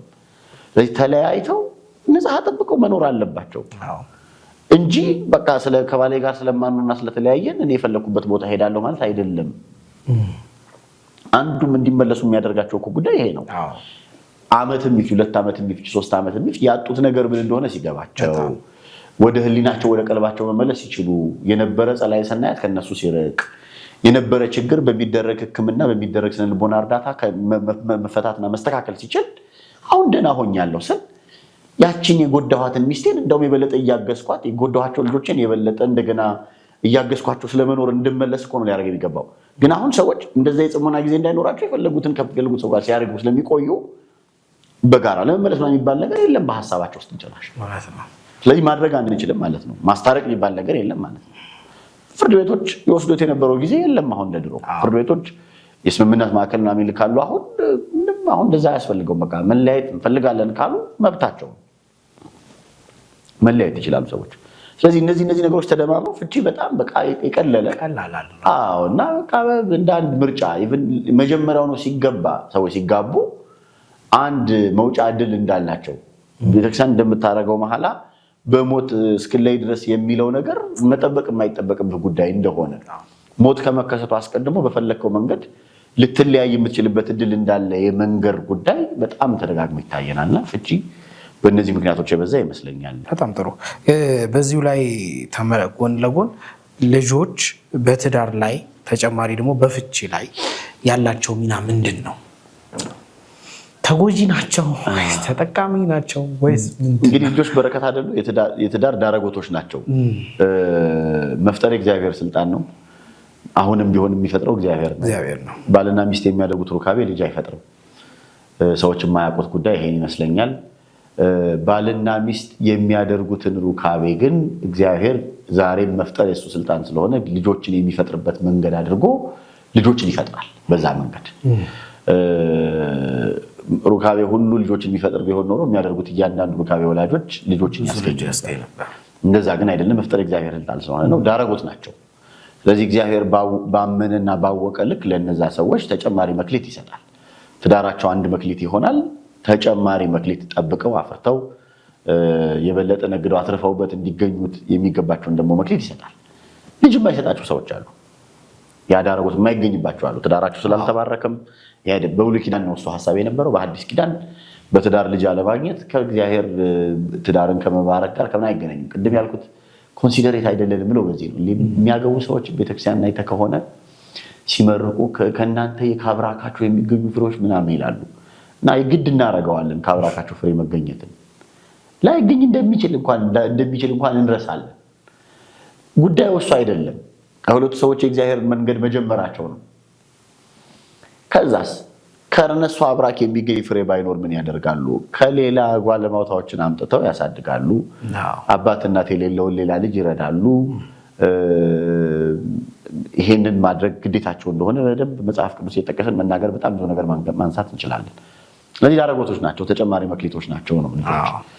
እንግዲህ በዚህ መንገድ የመጡ ልጆች የምናተርፋቸውና የምንጠብቃቸው መክሊቶች ከሆኑ በትዳር ውስጥ ልጆችን መጠበቅ የግድ ይሆናል ማለት ነው። ስለዚህ ፍቺን የሚያስከትሉ ጉዳዮች ሲፈጠሩ አንደኛው ምክንያት መለያየት፣ ፍቺ ሳይሆን መለያየት እንዲፈጠር በተለይ ባልና ሚስቶች መካከል የሚፈጠሩ አለመግባባቶች፣ አካላዊ ጉዳት የሚያደርሱ መጨቃጨቆች፣ በጣም ከፍ ያሉ የልጆችን ስነ ልቦና የሚጎዱና ጫና የሚያደርሱ ሲሆኑ ሰዎች እንዲለያዩ የሚፈለግበት አንደኛው ምክንያት ቢያንስ አንዱን መክሊት ልጆችን መጠበቅ የግድ ስለሚሆን። ስለዚህ ቤተሰብ ውስጥ በሚኖር ፍቺን ሊፈጥርና መለያየትን ሊፈጥር የሚችል ችግሮች ሲፈጠሩ ልጆች በጣም ቀጥተኛ ተጎጂዎች ናቸው። ቀጥተኛ ተጎጂዎች የሚሆኑት ሁለቱ ሰዎች የጉዳዩ ዋና አክተሮች ናቸው። የጭቅጭቁ በሁለቱ ሰዎች መጨቃጨቅ ግን ምንም የማያውቁት ልጆች ናቸው የሚጎዱት። ያ ጉዳት ስነልቦናዊ ነው፣ አካላዊ ህመም ይፈጥራል፣ የስሜት ጉዳት ይፈጥራል፣ ወደፊት የሚኖራቸው ስብዕና ላይ ቀጥተኛ ተጽዕኖ ይኖረዋል። ስለዚህ በጣም ተጎጂዎች ናቸው ማለት ነው። ጭራሽ ይሄ ብቻ አይደለም። በመለያየት ውስጥ ደግሞ ልጆች ከአባትና ከእናት ያገኙት የነበረውን ስሜታዊ፣ የሚና፣ የስነ ልቦና፣ አካላዊ፣ የኢኮኖሚ ድጋፍ በሙሉ እንዲያጡ የሚያደርጋቸው ነገር ይፈጠራል። ስለዚህ ቀጥተኛ ገፈት ቀማሾች ይሆናሉ። የበለጠ ተጎጂ የሚያደርጋቸው ምንድነው ካልን እንግዲህ ትንሽም ቢሆን በእድሜ ቢሆን ቢያንስ አዋቂ ሰዎች ናቸው ትልልቆቹ ሰዎች። ስለዚህ አምነውና አስበውበት ነው ውሳኔ የሚወስኑት። ለሚወስኑት ውሳኔ ደግሞ የሚመጣውን ኃላፊነት መውሰድ ይችላሉ ነው። ልጆች ግን በዚህ ጉዳይ ውስጥ ምንም ሚና የላቸውም። እድሜያቸውም፣ ሰውነታቸውም፣ ስነልቡናቸውም፣ አእምሯቸውም፣ አንጎላቸውም አልደረሰም ይሄንን ተጽዕኖ ለመቋቋም። ስለዚህ በሁለቱ ሰዎች ምርጫ የተነሳ እናትና አባት ጋር ይገኝ የነበረውን ድጋፍ እያገኘ ማደግ የነበረበት ልጅ ሁለቱ ሰዎች በመረጡት ምርጫ አባት ጋር ብቻ ያድጋል ወይ እናት ጋር ብቻ ያድጋል። አባትን በሳምንት አንድ ቀን ያየዋል ወይ እናትን በሳምንት አንድ ቀን ያያታል። ጭራሽ ላያዋቸውም ይችላሉ ጉዳዮች ላይ። አንዱ እሱ ችግር ነው። ሁለተኛው የእኛ ሀገር የትዳር ጭቅጭቆች በጣም ሜሲ ናቸው። እንግሊዝኛው ሜሲ፣ ይሄ ጭቃ የሚቀባቡ ናቸው። ልፊያዎች፣ ትግሎቹ ያጨማልቃሉ። ብዙ ነገር ነው የሚወጫጨረው የሚነካከው። ምን ማለት መሰለህ? ተጋብተው ተዋደው 1 ዓመት የሚሆን 10 ዓመት የኖሩ ሰዎች አይመስሉም ሲጣሉ። የሆነ ሁለት በፖለቲካ በነፍስ ግድያ የሚፈላለጉ ሰዎች የእነሱን ያክል አይጣሉ። የእኛን ሀገር ባለትዳሮች ያክል አይጣሉ። የቀረ ምስጢር አይኖርም። የማይወራ የድሮ ታሪክ የለም። እንዲህ የረሳሁልሽ መሰለው የረሳሁልህ መሰለው እየተባባሉ የማያነሱት ጉዳይ የለም እና በቃ የሚቀባቡት ጭቃ ብዙ ነው። የዚህ ፍንጥቅጣቂ ልጆች ላይ ይደርሳል እና አንዳንዴ ደግሞ ጭቃ መቀቢያዎቹ ልጆች ይሆናሉ እና ልጆቹን ይጠቀማሉ። የልጆቹ ስነልቦና ምናምን ይረሳና ጭራሽ እንዳው እናትሽ ሰው መስላሻለች፣ አውሬ እኮ ናት፣ አባትሽ ሰው ይመስልሻል፣ ጭራቅ እኮ ነው፣ የጭራቅ አቀፌ ስኖር ነው እንጂ የኖርኩት እኮ ምናምን እያሉ ጭራቅ እኮ የሆነባት ለሷ ነው። ለልጇ እኮ ለዛች ልጅ ለምታወራላት ልጅ ወይም ለምታወራለት ልጅ ወይም ለሚያወራለት ልጅ እኮ ያ ሰው አባት ነው እና ሚና ልዩነቱን እንረሳለን።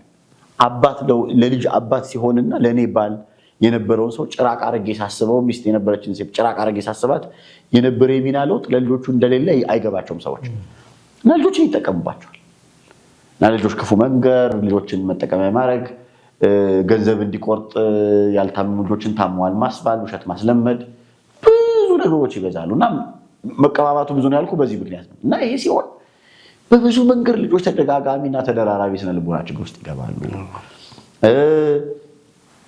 ሚስትንና ባልን የመጉጃ መንገድ አድርገው ልጆችን ይጠቀማሉ። ለምሳሌ ልጆችን ስርዓት ማስያዝ፣ በተለይ መለያየት ከተፈጠረ በኋላ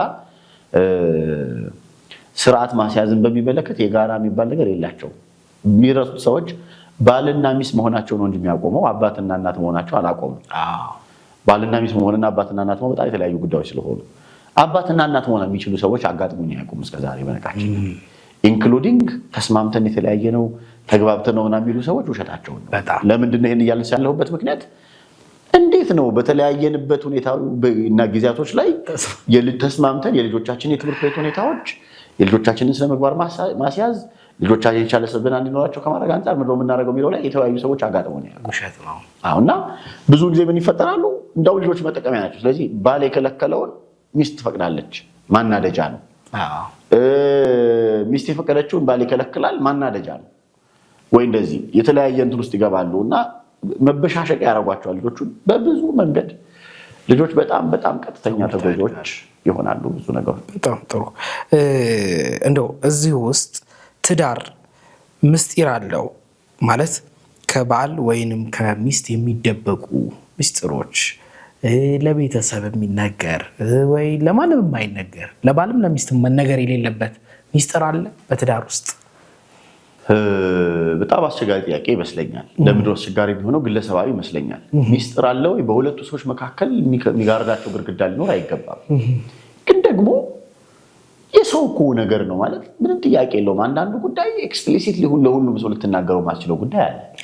እርግጥ ነው ለሰው ለአካሉ ክፋይ ለሚስቱ ለባሉ ከአካል ከዚህኛው አካል የምትደብቀው ነገር ይኖራል ወይ ነው።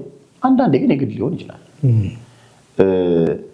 አይን እኮ ስላለህ እና ማየት ስለምትችል ብቻ ዝም ብለህ እንደሁሉ ያየህ አትሄድም። የሆነ አደጋ ደርሶ አሰቃቂ ነገር እንደተፈጠረ አይነት ነገር አይንን ጨፍን የለም ማየት ስለማትችል አይደለም። የሚጋርድ ነገር ስላለ እኮ አይደለም አይንን መጨፈን ያስፈለገ ብታየው አይጠቅምም፣ ጉዳት ነው። ምንም ያንን በማየት ያንን ሰቆቃ በማየት አትጠቀምም። እንዲህ አይነት ጉዳዮች ይኖራሉ። ለምሳሌ የቀደመ ታሪክ ይኖራቸዋል ሰዎች። የቀደመ ታሪክ እንዳላቸው ደስ የማይል እንደሆነ ማውራት ሊበቃ ይችላል። አንዳንድ ኤክስፕሊሲት የሆኑ ይሄ በጣም ልቅ የሆኑት ምስጢሮች ቢወሩ አይጠቅሙም። እንደውም ደግሞ እንዳልኩ እንደዛኛው እንደሰቆቃው ቢወሩና ቢታወቁ ደህና የነበረውን ትዳር ሊረብሹት ይችላሉ። ስለዚህ ሚስጥር የማድረግ ጉዳይ ኖሮ አይደለም። በቃ ግን ሁሉም ላይ ነገር ስለሚችል ነው። አንዳንዱ ጉዳይ በቃ ከመንፈረ ንስሐ ጋር ከእግዚአብሔር ጋር የምትደብቃቸው ጉዳዮች ሊሆኑ ይችላሉ። ስለዚህ ይሄ ማለት በቃ የሆነ ነገር ይከላከሉ ሚስጥር ያድርጉት ምናምን አይነት ጉዳይ አይደለም። ግን ቅድም ካልኩት ትዳሩን ከመጠበቅ የሌላውን ሰው የህሊና ድንግልና ከመጠበቅ ለሌላው ሰው ከማሰብ የስሜት ጉዳት እንዳይፈጠር ከመጨነቅ እንደዚህ ግን የሚከላከሉ ጉዳዮች ይኖራሉ። ሚስጥር አይነት ግን ስንል ለምሳሌ ባል ስለሚያገኘው ገቢ፣ ሚስት ስለሚኖራት ገንዘብ፣ ቤታቸው ስለሚፈጠሩ ጉዳዮች ለእነዚህ ጉዳዮች ሚስጥር መኖር ግን ልክ አይደለም።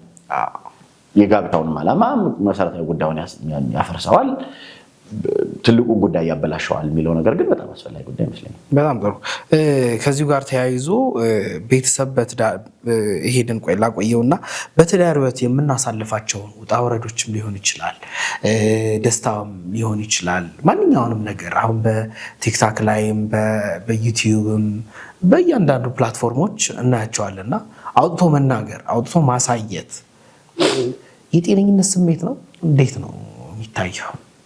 በፍጹም የጤነኝነት ስሜት ሊሆን አይችልም አይደል? ምክንያቱም ገበናችንን እና የሁለቱ ሰዎች ብቻ ጉዳይ የሆነውን ሌላ ሰው እንዲያየው ይሄ ሸቃጭነታችን ይመስለኛል። በጣም አሁን ሁሉ ነገር ለገበያና ፍጆታ ቀርቧል፣ ለሽያጭ ቀርቧል። የቤተ መቅደሱም አገልግሎት ለሽያጭ ቀርቧል። ምስጢር የነበረው ለተመረጡ ሰዎች ብቻ ይደረግ የነበረው ስርዓት የቤተ መቅደሱ ስርዓት ቪዲዮ ይቀረጽና ይወጣል በብዙ መንገዶች። ስለዚህ መሸቀጫ ነው። ሰዎች እንዲያዩት እንደዚህ ነው ምና ይልሃል። እንዲያዩት እዛ የሚያስፈልገው የመመረጡ የመንፈሳዊ ልዕልና ላይ መድረስ ነበረባቸው። ካልደረሱ ለምን ያዩታል? ምን ያደርግላቸዋል? በሕይወትስ አይ ሌሎች ሰዎችን እኮ እናስተምራለን ይለዋል። ይሄን ያነሳሁበት ምክንያት ተመሳሳይ አናሎጂ ነው። ትዳር ላይ ያለው ከኔ ትዳር እንዲማር ነው ይልሃል አንድ ሰው። ለምን መማር ነው ካንተ ትዳር? ማለት መማር የምፈልግ ከሆነ ተማር ሳትለኝ ስትኖሩ ሳይ ወነከል ያላችሁ እኮ ትዳር እንደው ምናምን ብዬ ቀርቤ እናወራለን። በግድ ከኔ ትዳር ተማር እያልክ ያንተን መለማመጃ እንደሆነ ለምረው ብታረገኝ መሸቀጥ ስለምንፈልግ ነው። ስለዚህ ይሸቀጣሉ ሰዎች ገመናቸውን አውጥተው ምናምን። ይሄ በጣም የተለማመድ ነው። ሪያሊቲ ሾዎች ናቸው። አኗኗራችን ይውልን ይሉሃል። ለምረው ማየው ጥሩ መጥፎ እኮ ብቻ አይደለም ጥሩንም ቢሆን ለምረው ማየት አልፈልግም። ያንተ ጥሩ ለኔ ጥሩ አይደለም ይኸው ብለህ ድራሽ ደግሞ አላይ የራሴ ጥሩን ነው መፍጠር ያለብኝ የምፈልገው የራሴን ጥሩ ስለመፍጠር ነው። እና ግን በቃ ኤክስፕሊሲትሊ ወጥቶ ይወራል። ጋዜጠኛ ነን ብለው የሚያስቡ ሰዎች ጋዜጠኛ አይደሉም ለኔ በኔ ቋንቋ ጋዜጠኛ ነን ብለው የሚያወሩ ሰዎች ይሄንን ጉዳይ በደንብ መሸቀጫ ማድረግ ስለሚፈልጉ የሆኑ የሰዎችን ትዳር ሁለት ሰዎችን አስቀምጠው ሚስት እንዲያርካት ነበር እንደዚህ ብሎ ነበር እና በጣም አንድ ሚዲያ ላይ ይቀርበው የሆነ ሰው የአይምሮ ደህንነቱና ጤንነቱን እጠራጠራለሁ ግን በትዳር በዚህ ያህል ጊዜ በቆየንበት ጊዜ 10 ምናምን ጊዜ ነው ከሚስቴ ጋር ሩካቤ ያደረኩት ምናምን ብሎ የሚያወራን ሰው ተምብሌን ሰርቶ ዩቲዩብ ላይ መልቀቅ ከዚህ በላይ ማለት ቃል የለውም ማለት ድንቁርና ካልሆነ በስተቀር ሌላ ቃል ምን ሊገኝለት ይችላል? እና እንደዚህ ይሸቀጥበታል እና በኤክስፕሊሲት ከዚህ ይረብሻል ሰዎች ጉዳይ ያልነበረ ነገር ሁለቱ ሰዎች ይዘው መተው ያው አሁን እኛ ጋር ፖርኖግራፊክ እንትን መስራት ነው የቀራቸው ሰዎች ከዛ በጣም ይደንቅ ነገር ነው የምነግርህ። አሁን ተደጋጋሚ ዜና ስለሆነ እየለመድነው መጣን እንጂ እነከሌ ቪዲዮ ተለቀቀባቸው ቪዲዮ ወጣባት የሚባል ነገር እንሰማለን። ይሄ የሚነግርህ እኮ በነገራችን ላይ ደህና በነበሩበት ሰዓት ሰዎች የጋራ የነበራቸውና የሁለቱ ሰዎች ጉዳይ ብቻ ነው ይሁን ይገባ የነበረውን ጉዳይ ሁሉ ሳይቀር ቀርጸው እያስቀመጡ ልክ ሲጣሉ እና ሳይስማሙ ሲቀሩ እየገለጡ እያወጡ ችግር ውስጥ የሚገቡበት ምክንያት እና እዚህ ድረስ ነን ልቅነታችን የጋራ ይሄ ምስጢር የሁለቱ ብቻ ምናምን የሚባል ነገር እየቀረ ነው። መሰረታዊ ጉዳይ የረሳ ነው የሁለቱ ብቻ ነው ሌላ ሰው ይገባበት ዘንድ አይገባም ትዳር የሁለቱ ሰዎች ጉዳይ ነው የሚለው ነገር ሰዎች አልተረዱት እና አይጠብቁት። ስለዚህ ቪዲዮ ቀርጾ ጭራሽ ምን ብሎ ወጥቶ ስለማውራት ምናምን የማይቸገሩም ሰዎች በጣም ችግር በጣም ከባድ ነው። ከዚህ ውስጥ ደግሞ ቅድም ያነሳሁት ጥያቄ ነበር ቤተሰብ በትዳር ላይ ያለው ጣልቃ ገብነት እስከምን ድረስ ነው? ይህንን ለመጠየቅ የፈለግኩት ባለፈው ዓመት በዚህ ዓመት የምናያቸው አርቲስቶች የምናያቸው የቪዲዮ ኮንተንቶች በሙሉ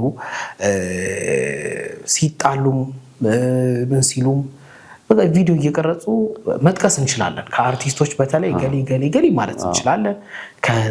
ከቲክቶከሮችም ከምንም መግለጽ እንችላለን እና ተጨማሪ ደግሞ የቤተሰብ ጣልቃ ገብነት ይገባበታል በመንፈሳዊው በትዳር ብለን በምናስባቸው በሙሉና የቤተሰብ ጣልቃ ገብነት እስከምን ድረስ ነው መሆን ያለበት? ግልጽ እኮ ነው። ቅድም ላልኩህ ቤተክርስቲያን የምታስተምረው ነገር እኮ ይሄ ነው። ሰው እናቱንና አባቱን ይተዋል፣ ከሚስቱ ጋር ይጣበቃል። እናቱንና አባቱን ይተዋል ማለት አላያችሁም ከዚህ በኋላ እንዳትደርሱብኝ ይላቸዋል ማለት አይደለም አይደል? ስለዚህ ይተዋቸዋል። ምን ማለት ነው? በእነሱ ቁጥጥር፣ በእነሱ ትዕዛዝ፣ በእነሱ ፍላጎት መኖሩን ያቆማል። ሌላ ትዕዛዟን የሚጠብቅላት፣ ትዕዛዙን የምትጠብቅለት፣ ሌላ ፍላጎቱን የሚያሟላለት፣ ፍላጎቱን የምታሟላለት ሌላ ሰው ቤታቸው ውስጥ መጥቷል። ስለዚህ መሰረታዊ የሆኑት ጉዳዮችን በሚመለከት ከዚህ ሰው ጋር ነው ጉዳያቸው። ከዚህ በኋላ ከቤተሰባቸው ተለያይተዋል፣ ከዚህ ሰው ጋር ተጣብቀዋል። ከተጣበቁት ሰው ጋር ነው ጉዳያቸው መፈጸም ያለባቸው ነው። ግን ይህ ሲሆን ዮሐንስ አፈወርቅ እንደሚናገረው በቃናው ሰርግ ቤት ክርስቶስ ከነናቱ ደቀ መዛሙርቱ ተገኝተዋል። የክርስቲያኖች ቤተሰቦች ተገኝተዋል። ቤተሰቦቹ እዛ ተገኝተዋል። ያለቀባቸውን ነገር ወይንክ ያልወሙ ያለችው እመቤታችን ናት። ወይን የተባለ ፍቅር ወይን የተባለ መተሳሰብ ሊያልቅ ይችላል። ሲያልቅ የላቸውም እኮ ብላ የምታሳስብ እናት ታስፈልጋለች። እና እናት ጎዶሎ ትሞላለች። ለምሳሌ ሜንተርሺፕ በፊት ከእናት ነበር የሚገኘው። ሚስት እንዳገባች እናት የመጣች የተወሰነ ጊዜ ትጎበኛታለች። የምትጎበኛት ለምንድን ነው? ትዳር እንዲህ ነው እያንሰው ባልሽን እንደዚህ አርግለት፣ ቤትሽን እንደዚህ ስር እያለች ሜንተር ታረጋታለች፣ ታበረታታታለች። ስለዚህ እየለመደች ትሄዳለች። ራሷን እየቻለች ስትመጣ ሜንተርሺፑ እየቀነሰ ይመጣል። ጣልቃ ገብነት አይደለም፣ ይሄ ማገዝ ነው። እናቷ በርበሬ ስታዘጋጅ የኖረችላት ልጅ የራሷን ትዳር ይዛ በርበሬ ስለማዘጋጀት ስታስብ ማጆሪቲውን ኃላፊነት እሷ ትወጣና ግን እማዬ እንትን ቅመም ግን ምን ያህል ነው የሚጨምረው የሚለውን እናቷን መጠየቅ ጣልቃ ገብነት አይደለም። ሰዎች ግን መስመር ያልፋሉ በከፈትንላቸው በር ልክ። ስለዚህ አሁን አንዳንድ ሰዎች ትዳር ውስጥ መቼ ልጅ መውለድ እንዳለባቸው፣ መቼ ምን ማድረግ እንዳለባቸው ጋይድ አድራጊ፣ ዋና አድራጊ ፈጣሪ መሆን ይፈልጋሉ። ይሄ ጣልቃ ገብነት የተሳሳተ ነው። በተቃራኒ ደግሞ ሰዎች በራቸውን ክፍት ያደርጋሉ ለጓደኛ ለምናምን ለሚባሉ ሰዎች ደግሞ ክፍት ያደርጋሉ። ጣልቃ እንዲገባም ደግሞ እድል ይፈጥራሉ። ቅድም ያለው ለምሳሌ አንደኛው አደባባይ ላይ ወጥቶ ስለ ጉዳይ ማውራት፣ ስለ ትዳር ጉዳይ ቪዲዮ እየቀረጽ አደባባይ እያወራ ሰዎች አስተያየት ላይ ሰጡ ነው ይዘው መጣ አስጥተው አደባባይ ካመጣው በኋላ እንዲህ አትቹኝ እንዴት ትላለህ? እሳደባለሁ እናገራለሁ ያንተ ሚስት ደግሞ ሚስት ናት እንዴ ምናምን ትባላለህ። ከዛ ጥያቄ ይሆንብሃል። ጣልቃ ገብነቱንም ሆን ብለን እንፈጥራለን ልፈልጌ ነው። መላቀቅ አይፈልጉም አንዳንድ ሰዎች። በተለይ ይሄ ከቤተሰቦች ዘንድ ያለ ችግር ነው። ልጆቻቸው ሁሌ ለነሱ ልጅ ናቸው። ልጅ ሆነው እንዲቀጥሉ ይፈልጋሉ። አግብተው የራሳቸውን ትዳር መስርተው ማላቀቅ አይፈልጉም። ዝግጅትም የላቸውም አንዳንድ ወላጆች ልጆቻቸው ራሳቸው እንዲችሉ ህይወታቸው መምራት የሚችሉበትን ነገር ቀድሞ ነበር መንገር። ከዛ ካገቡም በኋላ መልቀቅ አይፈልጉም። ስለዚህ ይዛው ናቸው። አንዳንዶች እንደውም አብረው ይኖራሉ። አብሮ መኖር ችግር ነው እያልኩ አይደለም፣ ግን ጣልቃ ገብነቱ ላይ መስመር ያጠፋል። በጣም መስመር ማስመር ካልተቻለ፣ ስለዚህ የተመጠነ ጣልቃ ገብነት ነው ያላቸው ቤተሰቦች። በአጭር ቋንቋ የተመጠነ ማለት ማገዝ፣ መርዳት፣ ልምድ እንደኖረው ሰው ሜንተር የማድረግ ጉዳይ ያስፈልጋቸዋል። ይሄ ሁሉ ግን የሚሆነው በተፈቀደላቸውና በልጆቹ በጠየቁት ልክ ነው። ዋናዎቹ ባለጉዳዮች ባለትዳሮች እንደሆኑ መርሳት ግን አያስፈልግም። በተቃራኒው ደግሞ ክፍት ደግሞ የሚያደርጉ ሰዎች አሉ በደንብ እና ክፍት ባረግነው ቁጥር ጣልቃ ገቢ የመብዛቱ ጉዳይና የመምጣቱ ጉዳይ የሚያጠራጥር አይደለም። በጣም ድንቅ። የመጨረሻ ጥያቄ እናድርገውና ትዳራችንን በምን አይነት መልኩ እንምራ? ችግር ላይ ያለን ሰዎች ችግራችንን ለመፍታት ምን እናደርግ? መንፈሳዊነታችንን በምን እንጨምረው? በዚህ እንጠቅለው። የሚያገቡም ሰዎች ያገባንም ሰዎች ደጋግመን ራሳችንን ማስታወስ አለብን ብዬ የማስበው የምንጋባው የእግዚአብሔርን መንግስት ለመውረስ ነው። መንገድ ነው። መንገዱ ጠባብ ነው፣ ቀላል አይደለም ተብሎ እንደተነገረን ብዙ ፈተና እንጠብቅ። የምንጠብቀው ፈተና ደግሞ ቀላል አይደለም የሚለውን ካወቅን የትምህርትም የመንፈሳዊነትም የአካላዊም ዝግጁነት ይፈልጋል። ስለዚህ ሲመጣ ለመሸከም ለማለፍ እንድንችል ከእግዚአብሔር የሚገኘውን መንፈሳዊ ጽናት በግል ከመጣር የሚገኘውን ጽናት ሰዎች ለማድረግ መዘጋጀት አለባቸው። ቀላል አይደለም። የምናወራውን ያክል አሁን እንደዚህ ቁጭ ብለን የምናወራውን ያክል እንኳን ቀላል አይደለም ውስጡ ሲገባ ያለው ፈተና። ስለዚህ ፈተና ግን አለው፣ ምንም ጥያቄ ግን የለው። ፈተናውን ማስቀረት አንችልም። ፈተናውን አልፎ ግን የእግዚአብሔርን መንግስት መውረስ ነው ዓላማችን የሚለውን ካሰብን ዋጋ መክፈል መዘጋጀት አለብን። ቁርጥ አድርገው ትተውት የሚሄዱት መንገድ እንዳይደለ ወደ እግዚአብሔር መንግስት የምናደርገው ጉዞ ነው የሚለውን በተለይ ኦርቶዶክሳውያን በደንብ ይሄን ማወቅ አለባቸው እና ዋጋ ይከፈላል፣ ብዙ መስዋዕትነት ይከፈላል። መደረግ ያለበት ብዙ ነገር አለ። ሰዎች ይሄን ማድረግ አለባቸው፣ ዝግጁ መሆን አለባቸው። ማስተማር አለብን። ይሄንን ለሚያገቡ ሰዎች መምህረ ንስሐ የሚሆኑ ሰዎች፣ ጋብቻ የሚፈጸምበት ዕለት ተክሊል የሚያደርሱ ሰዎች፣ ቤተክርስቲያን የሚያስተምሩ ሰዎች ምናምን እንኳን ደስ አላችሁ ብቻ አይደለም መባል ያለባቸው። ተዘጋጁ፣ ብዙ ጾር አለ ብሎ ቅድመ ጋብቻ ብዙ ነገር መነገር ለሰዎች አለባቸው። ማስፈራራት አይደለም። አምነውበትና ተዘጋጅተው እንዲገቡ የሚጠብቀውን መስዋዕትነት እንዲወጡ ማድረግ ግን ይገባናል ብዬ አስባለሁ። ይህን እያደረግን አይደለም። ሰዎችም ስለ ትዳር ሲያስቡ ፎቶግራፋቸውን የት እንደሚነሱ፣ ምን ያህል ሰው እንደሚጠሩ፣ በምን ያህል መንገድ ሰርጉ እንደሚያልፍ ምናምን የሚጨነቁትን ያክል ከዛ በኋላ ላለው የትዳር ህይወት ምን ያህል መከራ እንዳለባቸው፣ ምን ያህል መስዋዕትነት እንደሚጠይቅ ለመማር ለመዘጋጀት ምንም እያደረጉ አይደለም ሰዎች። ስለዚህ በጣም መዘጋጀት የሚጠይቀው ጉዳይ ላይ ብዙ አይዘጋጁም ሰዎች። ስለዚህ መዘጋጀት ደግሞ እድል መፍጠር ያስፈልጋል። ሶስተኛውና የመጨረሻው ጉዳይ ብንቸገር እና ችግር ቢያጋጥመን ያሉትን አማራጮች ሁሉ ለመሞከር እድል መፍጠር አለብን። እንግዲህ አሁን ወጣም ወረደም የምንኖርበት ጊዜ ፈተናዎቻችንን ለመፍቻ ችግር ብቻ ሳይሆን የመጣው መፍትሄም ይዞ መጥቷል። ስለዚህ ለምሳሌ ባለሙያ ጋር መሄድ ያስፈልጋል። መርጦ ባለሙያ፣ ትክክለኛ ባለሙያ ጋር መሄድ፣ የሚያግዛቸው ሰው ጋር በደንብ መሄድ፣ ደግሞ ባለሙያ ጋር ደግሞ ከደረሱም በኋላ ችግር በአንድ ጊዜ የሚፈታ ነገር ስላልሆነ የሚያስፈልገውንና የሚጠበቀውን ያክል ጊዜ ለመጠበቅ መዘጋጀት፣ ችግሩን ለመፍታት የእውነትን መዘጋጀት፣ የሚጠበቅባቸው ለማድረግ ዝግጁ መሆን ያስፈልጋል። ካህናት ላይ ንስሐ አባቶች ላይ የምንሰራው ስራ እንደ ቤተክርስቲያን ደግሞ በጣም ብዙ ነው። እሱን ማድረግ ይጠበቅብናል። ከጊዜው ጋር እንዲሄዱ፣ ትዳር ውስጥ ያሉትን ችግሮች በደንብ እንዲረዱ ደግሞ ምን ያህል መስራት አለብን ብዬ አስባለሁ። የእነዚህ ድምር ውጤት የእግዚአብሔር እርዳታና ጥበቃ ደግሞ ይሄንን የተቀደሰ መንገድ እንጠብቅ ያደርገናል ብዬ አስባለሁ። በጣም አመሰግናለሁ። ይሄን እዚህ ድረስ መጥተህ ይሄን ገለጻ ስለሰጠኝ ተመልካቾቻችንም ከዚህ ብዙ ትምህርት ያገኙበታል ብዬ አስባለሁ። እኔም አመሰግናለሁ ስለጋበዝከኝ ቴዲ። አመሰግናለሁ። ክቡራን ተመልካቾቻችን ስትከታተሉት የነበረው ባህረ ጥበባት ቴሌቪዥን በዋሽንግተን ዲሲና አካባቢው የጽርሐ ጽዮን መንፈስ ቅዱስ ቤተክርስቲያንና የምዕራፈ ቅዱሳን ቅድስት አርሴማ ገዳም እየዘጋጀ የቀረበላችሁን ልዩ መርሃ ግብራችን ነው። የዛሬው መርሃ ግብራችን ርዕሰ ጉዳዩን ያደረገው ትዳርና ተላጽቆ በሚል ርዕስ ላይ ከዲያቆን ዶክተር ሄኖክ ኃይሉ ጋር በአዲስ አበባ ዩኒቨርሲቲ መምህር እንደዚሁም በዘውዲቱ ስፔሻላይዝድ ሆስፒታል በክሊኒካል ሳይኮሎጂ የሕክምና ባለሙያ እዚህ ድረስ መጣው እሳቸው ጥሩ ገለጻ አድርገውልን ነበረ። ስለተከታተላችሁ እናመሰግናለን። መልካም ቆይታ ይሆንላችሁ።